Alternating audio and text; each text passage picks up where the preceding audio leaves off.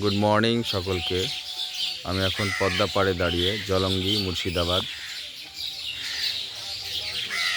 হঠাৎ করে ফারাক্কা ব্যারেজের গেট ছেড়ে দেওয়ার ফলে এখানে অনেকটা জল বেড়ে গিয়েছিল, ভয়ঙ্কর একটা পরিস্থিতি।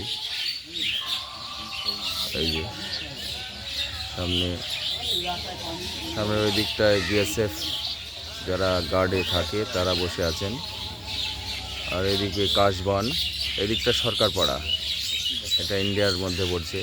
এই মাঠটা পেরিয়ে তারপর এই যে বাম দিকটা যাচ্ছে, এই নদীটা চলে যাচ্ছে বাংলাদেশের মধ্যে। আর ওই দূরে যে জায়গাটা দেখা যাচ্ছে সেইটা হচ্ছে বাংলাদেশের কুষ্টিয়া জেলা, ওখানে বিজেপি ক্যাম্প রয়েছে।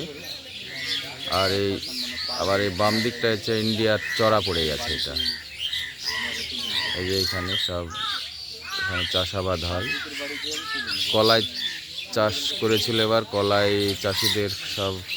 আর এই দিকটা ইন্ডিয়া, এটা বাম দিক, এটা চলে গেল ফরাজিপাড়া, সাগরপাড়ার দিকে। এটা একটা শান্ত এখানে পরিবেশ।